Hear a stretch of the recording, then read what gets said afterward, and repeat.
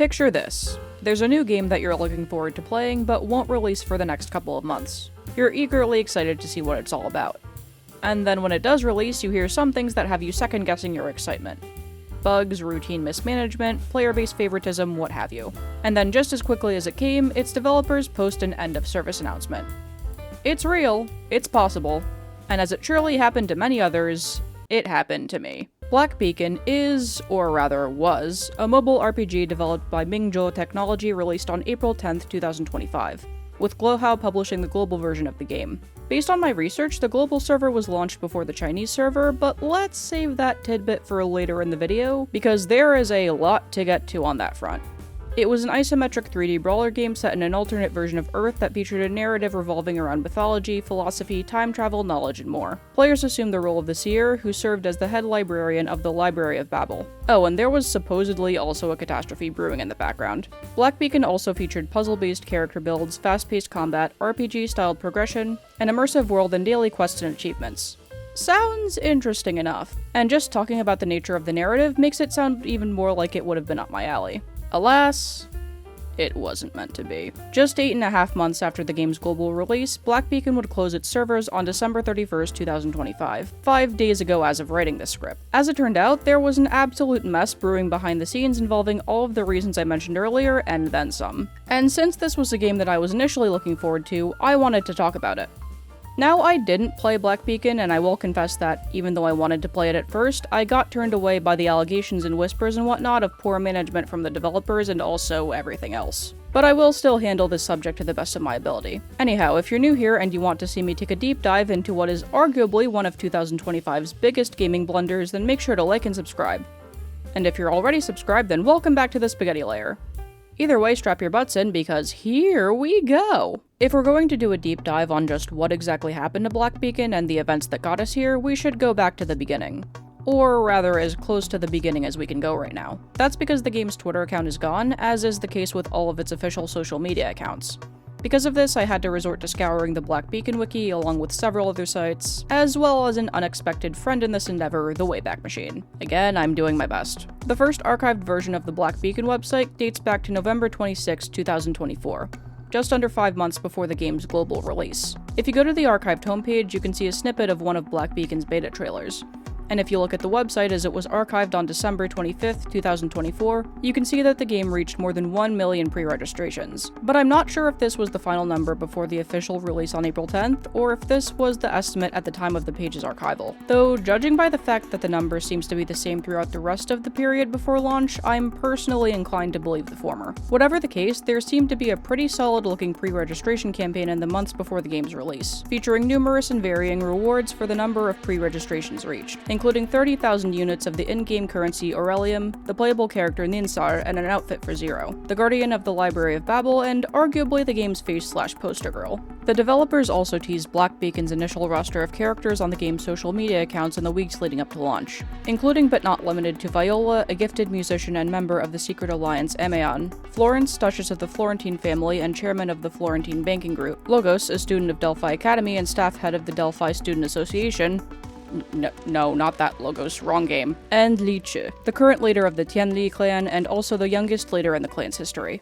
Other characters released in 1.0 included Ereshan, who was also featured in the initial trailer alongside Zero, Nanna, guide and mentor to the members of Améon, and Enki, an inventor and the younger brother of Ninsar. The second closed beta trailer, in my opinion, really sets the tone for the game's narrative and what players could expect. The trailer also shows glimpses of the combat and setting. And speaking of which, the backgrounds for the individual stages and other cinematic scenes looked gorgeous, even if it probably wasn't indicative of the final product. And to add a little anecdote on the character designs, because of course, while I can't say that the character designs of Black Beacon are my personal all-time favorites, there are still many things that I like about them, such as Florence and Ereshan having armor that only covers one arm to provide some asymmetry and to make things more interesting, and Hefe's blacksmith getup as a nod to her namesake Hephaestus, the Greek god of blacksmiths and fire, along with a purple lens of her goggles that provide some contrast. When I first came across the game, I thought Li Chi was a standout among the initial roster, along with Florence and Asti.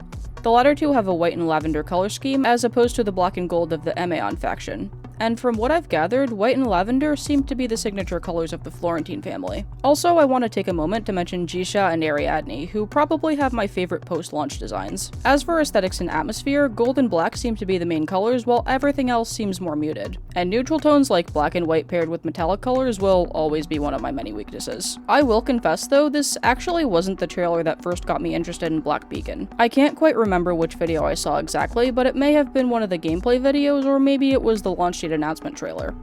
Regardless, what I do remember being intrigued by when the game first appeared on my timeline were the sci-fi fantasy vibes, the nature of the game's narrative, and the notion that the game's story would be thematically and narratively darker. But then again, that last bit is more first impressions than anything else. Also, can we talk about the art? The art. I wish I could draw like this. The game showed flashes of promise, prospective players were hyped, and the devs seemed to have everything in order. And then Black Beacon went live. When it came to the game itself, the general consensus was that it was pretty good. GameMate gave Black Beacon a score of 84 out of 100, praising its rich lore, polished gameplay, and audiovisuals while criticizing the isometric view and the game's narrative arc. Players and other folks who spoke of the game also cited the game's generous 70-30 gacha rates and also had good things to say about the gameplay. But from the looks of it, the character designs were something of a hit or miss. Other than that though, it sure sounds like it would have been all smooth sailing from there, right? Haha! Wrong. For starters, Black Beacon didn't have a PC client and it had a very bug-filled launch. According to the blog Everything Retro, the initial player experience was also plagued with crashes and drops in frame rate. The game's Chinese servers launched 3 weeks after global, and while the Chinese release had something of a messy launch as well, despite global feedback supposedly informing the launch of the CN servers, there was something else that gave the global players pause. Some mentioned that Black Beacon's CN launch was smooth in comparison to global, and not only that, CN players were compensated far more generously than global players were. As compensation for the game's sloppy release, CN players got 20 limited pulls, a 5-star character selector, and decent apology rewards sent directly to in-game mail with a 30-day claim window. Global, on the other hand, got 30 standard pulls which were only available through code redemption, no in-game mail, and those aforementioned codes had a measly 3-day claim window. Because of this, the devs apparently had to be shamed into providing equal compensation, according to one player on Reddit who quit the game sometime after launch. But Black Beacon's woes didn't end there, as issues that were present at launch were still present as time went by. And these went unresolved for global, such as poor translations post-launch and chunks of text that were left untranslated altogether, while the CN server continued to get comparably preferential treatment. Also, I think it's worth mentioning that while there was emulator support, it was only broken for the global server, and this is another thing the devs had to fix after Backlash. Now, under normal circumstances, the dev team would actively try to fix these issues to provide a more enjoyable experience for the player base and try to stick the landing before things got worse. Emphasis on normal circumstances. In the months that followed, word was spreading around about delays, missed updates, and a rumor that the devs had moved offices and that Black Beacon didn't have a clear roadmap for future updates. I did find this release plan for version 1.2 on the Black Beacon wiki, but I can only imagine how many blunders happened in the month and a half of the version's run, because according to several sources, the launch for that update was also laggy.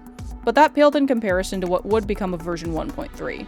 Based on the 1.2 calendar, it seemed as though version 1.3 was slated for release on August 29th or August 30th, but this didn't end up being the case. Because of what the admins of the Black Beacon Discord server claimed were unexpected issues and circumstances, there was a maintenance patch that lasted more than a month. To fill the void, version delay compensation was sent to in-game mail in the form of 10 time-seeking keys and 3 large spherical fruits. There were also 2 limited banner reruns, login events featuring rewards with a 48-hour claim window, and more. Well, at least they had something to fill the gap. On November 3rd, however, there seemed to be a light at the end of the tunnel. But again, only for the CN server. Because while the CN server got an update notice that 1.3 would be arriving soon after a 2-month period of limbo, the global player base got this. Dear Seers, we regret to inform you that the content update for Black Beacon version 1.3 on the global server has been delayed by the developer due to unexpected circumstances and issues. Consequently, we are once again unable to confirm a schedule for the version 1.3 update. We sincerely apologize for the extended postponement of new content for Black Beacon to all our seers. Once this information is confirmed, we will provide an update as soon as possible. Thank you for your continued support and understanding, blah blah blah, yada yada yada. Non mi fare incavolare. It doesn't really help that multiple people reported long periods of radio silence from the developers to the point where there was no communication on when new updates would arrive, and that the moderators of the game's Discord were, supposedly, leaving the servers without prior notice. Which sounds absolutely insane, but I was never on the Discord server, so, as with this video in general, I'm going off of what I was able to find. Global players were getting frustrated at this point. The Everything Retro article stated that players on Discord and Reddit were speculating that Black Beacon could shut down if the issues plaguing the global server weren't resolved, and that the dev silence and delays had left the community anxious. The article also states that if the devs didn't get their act together soon, the game would eventually flatline and even the most loyal players would drift away. However, Black Beacon could still stand a chance, but only if the devs could steady the ship and work on communication. Yet, with the CN server continuing to get preferential treatment and being apparently favored over global, it seemed to only be a matter of time before this absolute train wreck of a situation would reach its culmination. And sure enough, it did. But before we reach the conclusion of this absolute disaster saga, let's cut to a quick commercial break. You there. Yes, you. Are you in the middle of writing a story but have only just realized that it's more of a hot mess than you thought? Yeah, I've been there. But don't worry, elevating your future literary masterpiece is just one click away with Skillshare. Skillshare is an online learning community for creatives with thousands of classes on topics that include illustration, design, photography, video, and more. These classes are taught by folks who represent the top of their creative disciplines, so you can level up in your creative journey with confidence. You'll also get curated sequences of classes to guide you towards your goals, an active community of fellow creators to give you feedback, and certificates and badges to help you celebrate your accomplishments. If you want to get inspired, learn new skills, and make new creative discoveries, look no further than Skillshare. But what kinds of classes can you expect to find on the platform? Well, that brings me to today's class spotlight. How to Improve Your Writing in 10 Simple Steps by author and environmentalist Tasman Huntsman, author of the novella Welcome Home Dear Soul, along with several poetry collections including The Anatomy of Waves. In this class, you'll find a ton of valuable information that can help you refine and improve your writing, from identifying and analyzing your weak spots to developing writing habits that work for you. This class gave me some very useful insights, and there are many tips and tricks that I know I want to use in my writing process going forward. But wait, there's more! If you join Skillshare using this coupon code, you'll get your first month free! Yes, you heard that right. The first month is free! You can also get this discount by clicking on the link in the description of this video, so don't miss this special opportunity to level up your skills. At a discount! Thank you to the folks at Skillshare for sponsoring this video. And speaking of the video, let's get right back into it. So, back to this whole mess eventually, and perhaps inevitably, boiling over. On November 16th, 2025, the developers posted an end-of-service announcement for Black Beacon, stating that the game's servers would shut down on December 31st at 11 p.m. Eastern Standard Time. Development of the game would cease after 1.3 due to what Mingzhou Technology cited as operational difficulties introduced by its global service, which in my opinion is utterly hilarious given that, again, the global server launched first. And in a move that unfortunately didn't come as much of a surprise, only the global server would shut down while the CN server would remain open. As such, Glowhow would be unable to provide future updates and technical support after the game shut down. Additionally, Glowhow's side of the story was that they realized they wouldn't be able to offer future content or support once Mingzhou Technology was unable to maintain the global servers past 1.3. So the decision was made to shut everything down prematurely. As a token of the developers' appreciation for player support, players would receive daily support items via in-game mail until November 30th. Following that period, support items would be provided weekly for the entire month of December. Support items in this case were rune shards and more large spherical fruits. The game would also give out refunds for players with unused paid runestones until December 26th. Players were advised to not spend additional runestones after submitting an application to avoid miscalculation and to ensure that refunds would be processed in a timely manner. Once the application was submitted, the request would undergo review. But processing times would vary by length. Other purchased in-app items would still be active until their indicated expiration date. In the 7 months between launch and the EOS announcement, Black Beacon had garnered a dedicated following, with at least one Twitter group formed dedicated to the game. But while the global community lamented Black Beacon's potential and what could have been, many expressed that the shutdown was to be expected. Some blamed the developers' favoritism towards the Chinese player base, some said this is what happens when you ignore global, and some encouraged their fellow players to never support the developers again. As for the developers, they wrote in the EOS announcement, "It is only thanks to the love and support from all of you that we were able to begin this journey. While the story of Black Beacon was brief, the moments we shared will be cherished forever." Eventually, December 31st came, and Black Beacon's global servers shut down. By then, a single message had been posted on the game's website.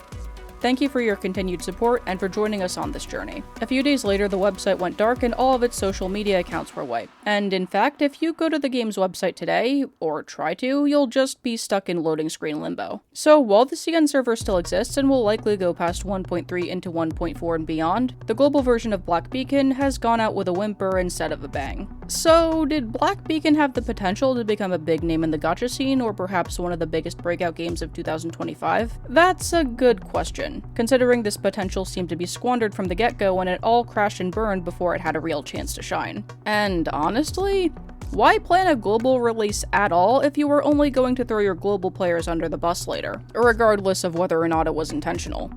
I mean, a team of 15 caffeinated squirrels holding a disco rave while Bronny James tries to stop the Mongolian conquest of Baghdad in the background could have done an astronomically better job of handling this mess. Like, make it make sense. And I'm kinda glad I had second thoughts about playing Black Beacon, because I just know these issues would have done unspeakable things to my blood pressure. However, as someone who was initially optimistic about this game, I think it could have been interesting to see where this game could have gone had it not been bogged down by all of the problems going on behind the scenes. Maybe this could have been a game that I and many others would have enjoyed. Alas, we live in a timeline where Black Beacon has become just another footnote in the great book of what-ifs. But that is going to do it for this video. If you like this video and you want to see more from me, make sure to like, share, subscribe, and stay tuned for more art-related videos and shenanigans. If you want to support me further, make sure to check out my webcomic and social media accounts along with my Ko-fi and Etsy shop, and feel free to join my YouTube membership and my Patreon for more exclusive goods and content. The links to all of these are in the description. Lastly, if you made it this far, leave a pizza emoji in the comment section below. And make sure to keep things civil in the comments, or I will put a whoopee cushion in your chair when you least expect it. And yeah, that's about everything. Thanks for watching.